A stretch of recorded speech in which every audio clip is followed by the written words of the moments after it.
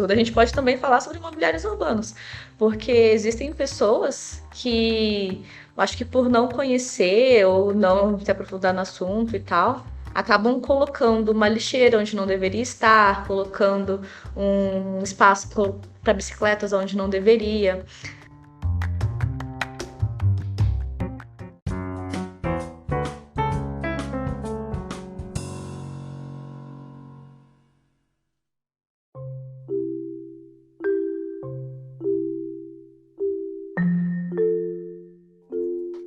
Boa tarde, meu nome é Sara.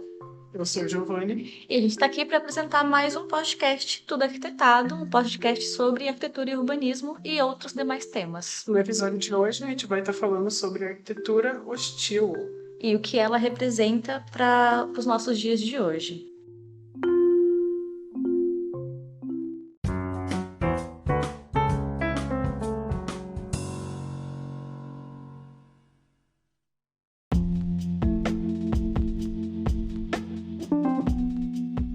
A arquitetura hostil, para quem não sabe o que é, ele é um conjunto de estratégias projetuais ligadas ao desenho urbano para prevenir ou impedir a criminalidade e manter uma ordem. Esse tipo de arquitetura não é necessariamente feito por arquitetos. Arquitetos, eles até não recomendam fazer, eles não projetam arquiteturas dessa forma. Pode ser feito por pessoas donas de residências, donos de loja, pessoas que estão ali usando um meio em comum. Muitas vezes até as prefeituras fazem, não sei se sabendo o que estão fazendo ou só para impedir o uso indevido dos espaços públicos em geral. A arquitetura hostil também ela ficou muito conhecida como a arquitetura da exclusão, porque ela hoje principalmente ela é usada para afastar a população de rua dos grandes centros urbanos. Sim, um grande exemplo disso são os viadutos. Em São Paulo mesmo, nós tivemos um caso onde um padre, Júlio Lancelotti, ele fez uma ação em 2021 retirando essas pedregulhos que tinham embaixo do viaduto. Sozinho, ele foi com marretas e retirou as pedras embaixo do viaduto. E uma das falas dele, ele diz que isso traz a exclusão, que não inclui toda a população e que existem pessoas que estão na rua não por opção, entendeu? E nós que somos estudantes de arquitetura, ou até você que é arquiteto que está ouvindo, sabe que a missão da arquitetura não é exclusão, e sim criar um ambiente confortável e acolhedor. Sim. Uns exemplos que a gente pode estar citando aqui do que é uma arquitetura hostil são as fachadas de lojas que têm spikes nas suas estruturas frontais, bancos de praça que são abaulados, arredondados, que têm encosto de braço no meio do banco, onde não seria necessário, pontos de ônibus com bancos dessa mesma forma, embaixo do viaduto, como a gente já citou anteriormente. Então, assim, todos esses pedregulhos, spikes, bolas de metal onde eles colocam nas fachadas e tal, floreiras com espinhos, floreiras com flores ou plantas que têm mais espinhos.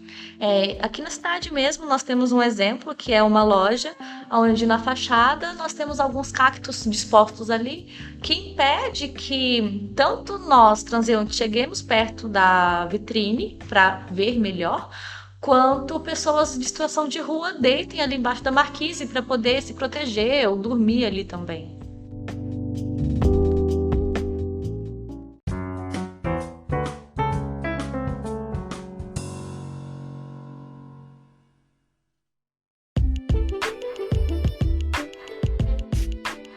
Vale ressaltar também que a arquitetura hostil ela não só atinge seres humanos, todos os seres vivos. Esse termo ele foi popularizado em 2014 por um jornalista, ele não é arquiteto, então o jornalista ele estava fazendo uma matéria e ele viu o que estava acontecendo ali nos grandes centros, ele detectou esse fato e ele popularizou esse nome, que já vem ocorrendo desde muito tempo, desde a década de 90 vem acontecendo isso. Então, um dos nomes que está tão popularizado hoje é arquitetura para mendigos, que eles usam bastante. Então, vindo desse termo tão pejorativo, vamos dizer assim, a arquitetura hostil ela pode ser tanto para condenar, mas ele também pode ser defensivo. Então nós temos que ver, pesar na balança, ver quais são esses dois lados e tal. E, como eu disse no começo, foi um jornalista e não um arquiteto. Lembrando que nós, arquitetos, nós somos ensinados que a arquitetura é para todos, é uma arquitetura de inclusão, no caso.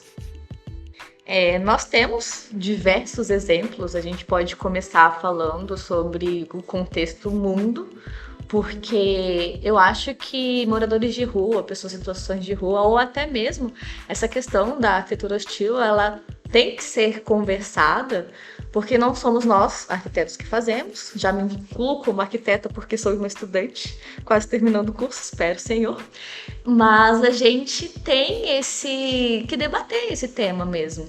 Porque se a gente for parar para analisar, nós temos grandes cidades, grandes metrópoles que aplicam isso.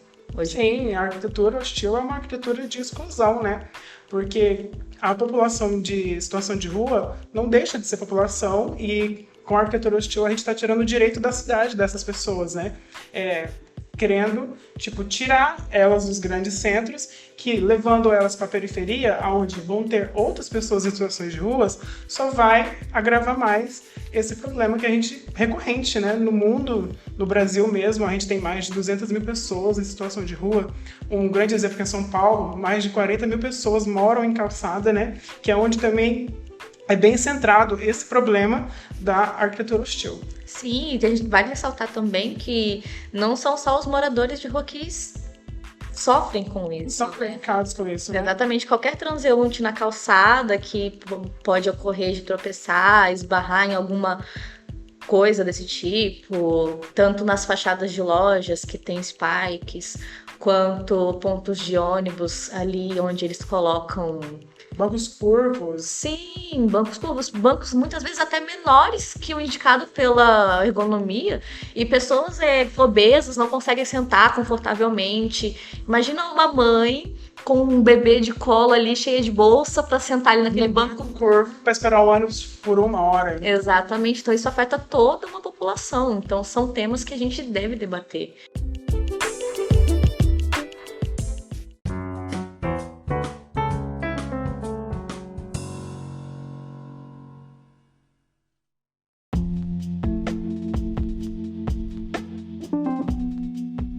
Outra coisa também são que eles colocam isso em lugares públicos, só que a gente não sabe a gente não chegou a aprofundar tanto o caso para saber se eles fazem um estudo sobre isso, para saber se eles sabem que o que eles estão fazendo está afetando não só os moradores de rua, mas com a população em si. A gente está falando tanto da população de seres humanos, mas a arquitetura hostil ela acaba afetando também todo ser vivo, sabe? Um exemplo muito interessante é que hoje em dia muitos parques em grandes centros urbanos, eu digo isso no sentido mundial, que colocam spikes em árvores para impedir que passarinhos pousem, porque muitas vezes acabam sujando demais o parque. Bancos no próprio parque também com divisórias para impedir que pessoas durmam lá, grades que impeçam que as pessoas entrem nos campos e jardins desse parque também. Então é uma situação, desagradável. Sim, bem desagradável. E também eu acho que a questão do banco nem é só dormir.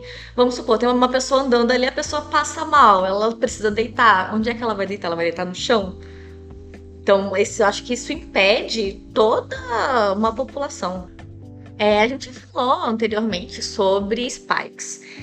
Spikes, eles são pedaços ou ferros, podem ser também pedaços de madeira e tal, tem vários diversos materiais, mas são geralmente em formas de pirâmide, pontiagudos, onde uma base é reta e a outra é pontiaguda, onde eles colocam em superfícies para evitar. Nós temos isso em blusas, jaquetas, bancos, fachadas. Outros exemplos também na questão das fachadas é que no lugar de spikes, muitas pessoas usam bolas de metal. As bolas de metal podem não ferir alguém que esbarrar ali e cair, porém continua sendo desconfortável, mas não prejudica tanto quanto as esferas pontiagudas, os spikes. A arquitetura hostil, ela é muito sutil. Se você não parar para prestar atenção, olhar, ela vai passar despercebida nos nossos olhos. Ela também pode ser usada, como você disse, ela é tão sutil, mas tão sutil, que a gente pode praticar sem perceber que está praticando. Nós temos exemplos gritantes aqui na nossa cidade, na época onde estava acontecendo muitos assaltos na cidade e tal. Muitas pessoas começaram a colocar cacos de vidro em cima do muro. Uma coisa que pode ser considerada arquitetura hostil, mas pra gente não parece, são cercas elétricas, são arames farpados em cima dos muros. É segurança para nós, população, porém também é hostil, não é uma coisa que deveria estar ali, não deveria ser feita, produzida e tal. Também, quando a gente vê praças com grades, com lanças ali e tal, nós percebemos que a gente passa ali, não vê, acha comum e muitas vezes reproduz. Sim, é tão sutil que parece até inofensivo, né? Mas um exemplo muito interessante até de se falar aqui são de plantas com espinhos, né? Naturais da planta, tipo, em calçadas perto de muro. Uma pessoa idosa ou até uma criança que está passando nessa calçada pode tropeçar e cair. Tipo, infelizmente cair em cima dessa planta, vai acabar se machucando, né? Exatamente. A gente pode comentar também sobre algumas vivências que nós mesmos já passamos, né? Eu já viajei um pouquinho só. E eu passei por algumas situações parecidas, principalmente uma das cidades que eu conheci melhor foi Belo Horizonte. E teve um momento em que estava eu e minha mãe saindo de uma lanchonete e o meu cunhado estava esperando a gente do outro lado da avenida. E pra gente poder chegar até ele, a gente tinha que passar por baixo de um viaduto.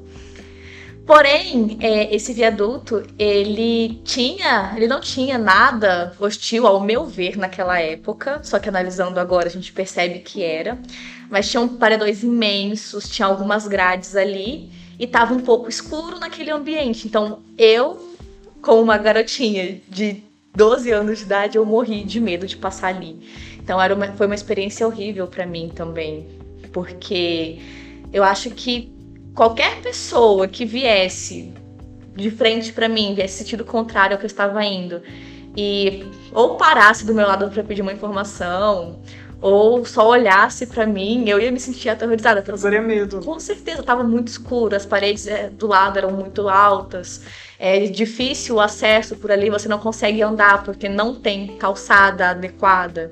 Então, ou eu teria que dar uma grande volta para poder chegar até o carro, ou eu passava por ali.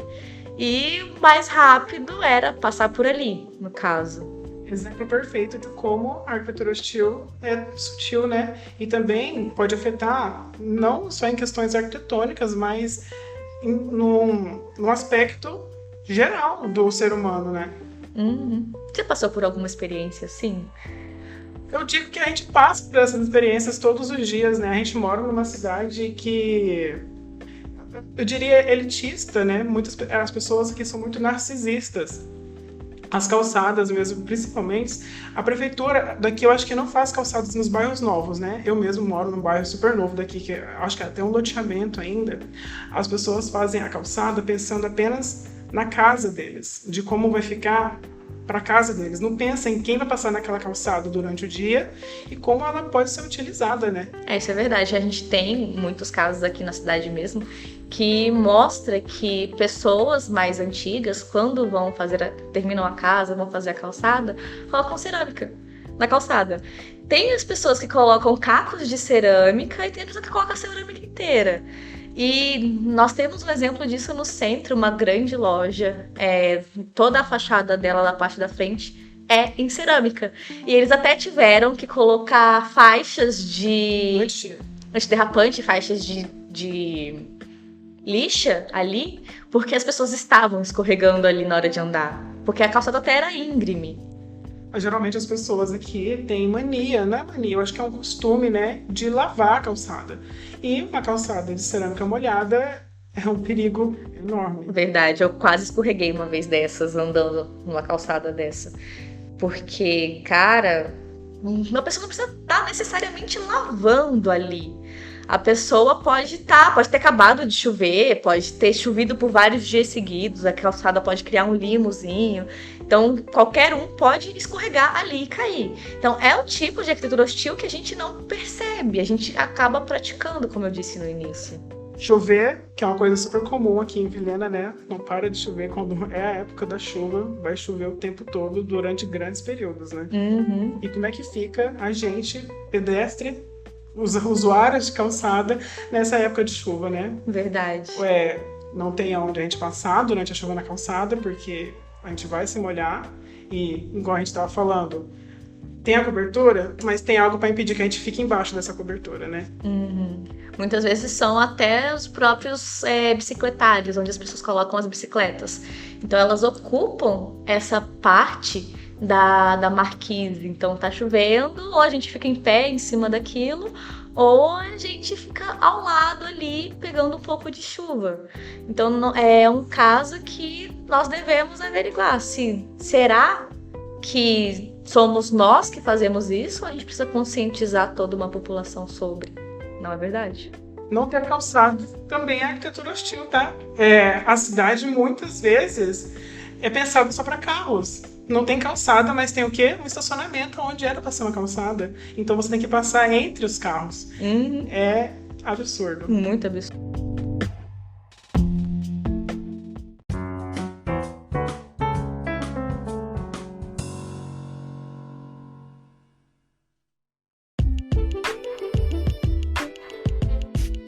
A gente pode também falar sobre imobiliários urbanos, porque existem pessoas que, acho que por não conhecer ou não se aprofundar no assunto e tal, acabam colocando uma lixeira onde não deveria estar, colocando um espaço para bicicletas onde não deveria.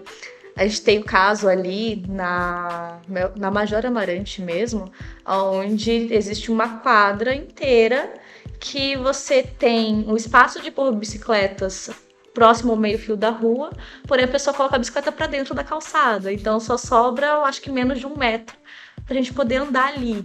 E aí a gente acaba esbarrando em outras pessoas. Distribuição de rede elétrica também, né? Acaba batendo em um poste. Exatamente, acontece muito isso. Então, eu acho que é um problema que não só acontece próximo da gente, mas também muito distante. Um exemplo muito legal disso, do que a gente acabou de falar, é que em 2021, o padre Júlio Lancelotti, né, que viralizou, que ele pegou marretas e foi retirar pedras em formato de paralelepípedos embaixo de um viaduto instalado pela Prefeitura de São Paulo. Segundo o padre, isso era para expulsar as pessoas em situações de rua de lá. Mas para onde elas iriam depois disso, entendeu? Esse foi o problema que ele levantou e é totalmente válido porque é uma coisa que acontece muito. Uhum. E eu acho que é tão sutil, como eu disse, vem desde a década de 90, né? E aí nós crescemos vendo isso acontecer. A gente anda na rua, olha para um lado, vê ali uma floreira, vê cactos plantados ali próximo à calçada. A gente acaba normalizando isso e às vezes até reproduzindo, né? Porque são plantas, né? Então a gente vai problematizar uma planta plantada ali sem intenção alguma.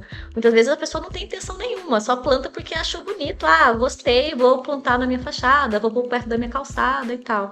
Mas a gente acaba não pensando no próximo, onde eu, como uma estabanada nata, tropeço em tudo quanto é coisa, poderia simplesmente tropeçar numa pedra ou no meu próprio pé e cair em cima de uma planta assim, ou esbarrar em um banco, em uma marquise com spikes, esbarrar também nessas grades que tem algumas lanças mais baixas e tal. Então eu poderia me machucar de diversas formas. Seguindo esse exemplo do que a gente acabou de falar do padre, a prefeitura, não só a Prefeitura de São Paulo, mas outro caso que viralizou é que a Prefeitura de São Paulo ela instalou barras nas quinas, nos cantos das construções, para também evitar que as pessoas fiquem nesse canto, né? A gente já sabe quais são as pessoas que eles queriam evitar, né? Novamente, colocando esses empecilhos. Então é uma coisa que a gente vê, empecilhos. Bancos arredondados, que as pessoas só conseguem encostar, bancos com divisórios. Então nós temos vários exemplos que nós já citamos aqui antes, e são coisas que afetam não somente a gente, como também a fauna, a flora, afetam a urbanização em si.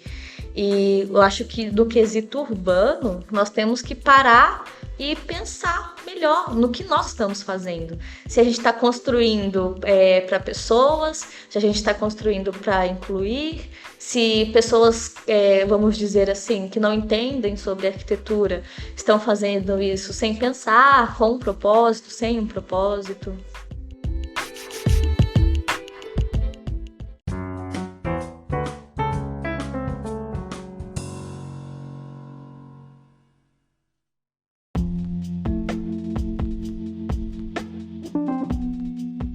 Então, Sara, quais soluções nós, como futuros arquitetos, podemos procurar para resolver esse problema? Eu acho que um exemplo é nós podemos integrar começando pelos lojistas, no caso, que são as pessoas que mais praticam sem saber o que estão fazendo, acho eu. Acredito que seja, que eles não saibam o que estão fazendo. Eles vão fazer a maldade, assim, Ainda que não seja verdade. Porém, se eles fizessem, ou se nós projetássemos fachadas mais acessíveis, vitrines onde tivesse, eu acho que não uso essa palavra de acessibilidade no caso, mas são fachadas interativas, onde você pode tanto parar ali para poder admirar uma vitrine e tal, quanto ter uma proteção, pessoas em situações de rua que vai ficar ali não sejam, no caso, expulsas dali por algo. Sim, até porque a gente fala nisso não para criar uma fachada com uma moradia daquela pessoa, mas sim tipo uma proteção temporária de um acontecimento, sabe? Uhum. Eu acho que um elemento interessante são as marquises retráteis, onde durante todo o expediente a pessoa vai lá, baixa a marquise dela, tem uma proteção contra o sol, contra a chuva. Durante o horário de pico, as pessoas estão passando ali, tem o uso dessa sombra da marquise, e aí terminou o expediente, anoiteceu, eles recolhem essa marquise, é uma solução. Outras soluções são que aquelas vitrines que tem um recuo e na soleira dela tem um espaço que geralmente muita gente senta, encosta ali, existem bolas metálicas onde você pode cortar ela pela metade, colocar só a metade da bola ali, bem baixinha, onde vai incomodar, porém não vai machucar, não vai ferir. Então você consegue sentar ali, ficar um tempo sentado ali, mas não uma permanência extensa. Sim, não é permanência, mas é uma gentileza urbana, né? Uhum. E você, o que você acha dessa questão da arquitetura hostil, Giovanni? Eu acho que como podemos resolver isso é tentar, né? Não tentar, a gente tem que parar de pensar de retirar essas pessoas dali. Infelizmente, é um problema que a arquitetura pode ajudar a resolver, mas não vai ser sendo com hostilidade, entendeu? E também não é incluir, porque as pessoas elas já estão incluídas, né? Querendo ou não, nesse aspecto urbano, mas sim humanizar, porque muitas vezes é visto não como algo humano, sabe? São vistos como outro tipo de outra espécie de ser vivo. Sim, eu acho que poderia ter uma parceria, se não tem, eu não sei muito sobre o assunto, porém poderia ter uma parceria entre os arquitetos, entre as faculdades, entre os aspirantes à arquitetura e a prefeitura, os órgãos públicos, para poder estar chegando a uma conclusão, chegarem a um consenso de como poderiam fazer a urbanização acontecer de forma mais efetiva. E acolhedora também, né? Porque a missão da arquitetura é acolher. Somos umas ciências sociais, né? É isso aí. A gente tem que trabalhar nesse aspecto, então a gente não pode pensar só no indivíduo único, a gente tem que pensar numa sociedade, num coletivo. Tanto é que a gente aprende que quando a gente vai projetar alguma fachada, alguma casa ou qualquer espaço que a gente vai projetar, a gente tem que pensar nas pessoas, no indivíduo que vai usar aquilo ali. E como aquilo vai afetar toda a região. O entorno, a gente faz levantamento. Perfeito. Uhum. Então são coisas que nós precisamos considerar. A questão dos lojistas, das pessoas, das próprias casas aqui. Na cidade mesmo, as pessoas colocam floreiras na frente dos muros, colocam cercas elétricas para proteção, para se proteger, para se resguardar, colocam cacos de vidro. Infelizmente, nós precisamos nos proteger também, não depender só de outros meios para proteção. Porém, existem várias outras formas, outros meios da gente estar fazendo isso. Uma questão interessante que é considerada hostil, porém, se realizada da forma correta, não tem tanto problema, é a cerca elétrica. A cerca elétrica, ela tá ali, todo mundo vê que ela tá ali, sim, e ela tem um aviso. A cada 1 metro, a cada 2 metros daquela cerca tem uma plaquinha avisando. A cerca é eletrificada. Tem algumas cercas até que sempre que passa energia na cerca, acende uma luzinha, sim, ou faz um barulhinho. Então, assim, são coisas que nós estamos nos protegendo, mas também protegendo quem tá passando ali. E não tá, botando a vida de alguém em risco, exatamente. Né? Então, eu acho que o caso todo é isso. O risco que a gente corre ao estar transitando por vias públicas pela urbanização. Hostilizando, né, também. Então, são exemplos de como a gente pode... aplicar tudo que, na teoria, a arquitetura hostil seria boa, sabe?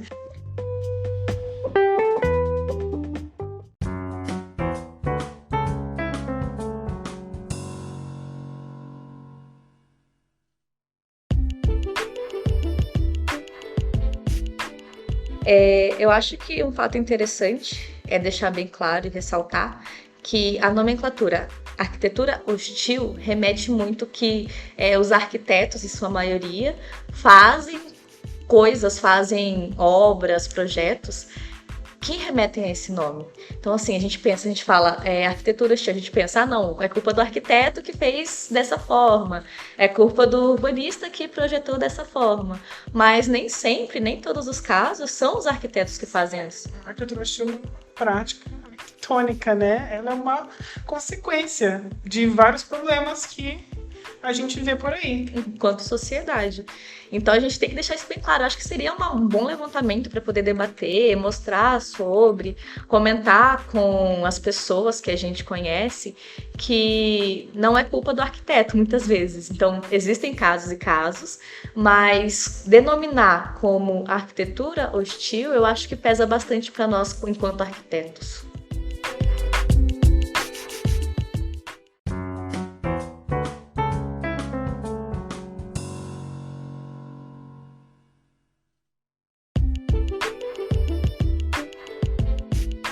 Dessa forma, a gente vai se despedindo. Foi um prazer, Sara, falar de arquitetura hostil com você. Foi um prazer, Giovanni. Nós temos um nome para esse tipo de arquitetura hostil, sim, que é aporofobia. Então, assim, são pessoas que têm esse tipo de fobia. Você pode estar pesquisando essa nomenclatura para poder saber o que é. Então, se você está curioso, se você quer saber mais sobre o que é só jogar na internet e pesquisar sobre o Padre Lancelotti. E a gente fica por aqui e agradece demais por você ficar conosco ouvindo. Um abraço a todos, beijos!